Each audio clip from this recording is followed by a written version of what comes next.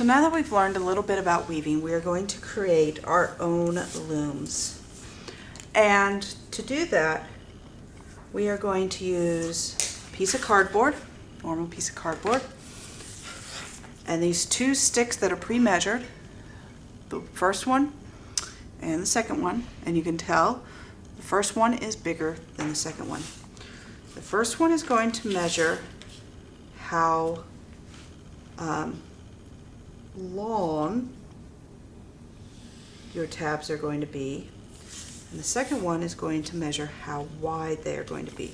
So the first thing you do is you put the first one and you draw a line, and then you put the first one on the other edge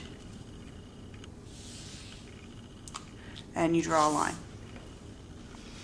Then you take the second one and you hold it along the edge there, and you draw a line to that first line, like that. And then you repeat it by holding the second one to that second line. You make a second line like that. Okay, and you do that all the way across. So let me do this side all the way across. And you want to be pretty perfect here.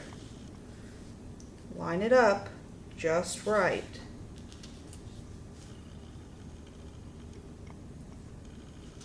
You can see how carefully I'm lining it up each time and holding it down.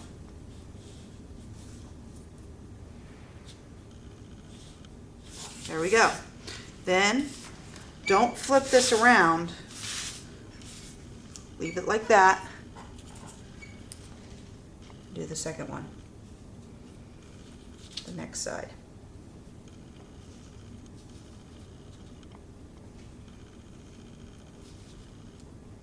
Again, you want to make sure you're nice and precise all the way across.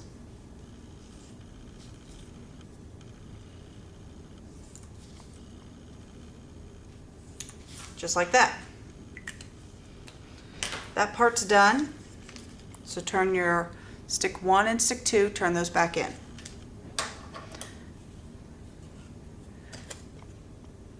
Now what I'm going to do is I'm going to take my scissors and I'm going to cut those tabs just to the line.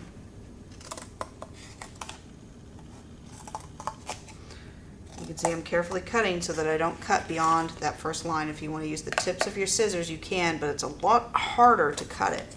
So just carefully cut with your scissors so you don't go past that big line there. Do that on both sides.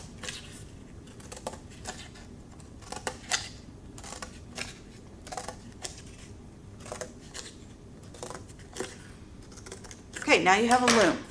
Now what we need is we need to make the what's called a weft, which is the part of the weaving that you weave in and out of. So you're going to get this bobbin, just this little metal spool that has some string on it. You take a bit of it, and on the back side you leave it about halfway down, and you just put it in there like floss to a tooth. Now this is where it gets tricky, because you go to the next door neighbor like that on the back side. So I loop it around that back side and go down. On the back side, loop around and go down. Loop around and go down. Loop around and go down. Loop around and go down. Loop around and go down. Loop around and go down. And then you should end on the back there, just like that. All right, from here, you've got enough string that you can cut off a nice length of it. And you're just going to loop the two ends around the edges, just like that. Okay, so you saw it. See how I just looped those two edges around. If you do that a couple of times, then that'll be nice and tight. Okay, now you've got your loom and we're ready to start weaving.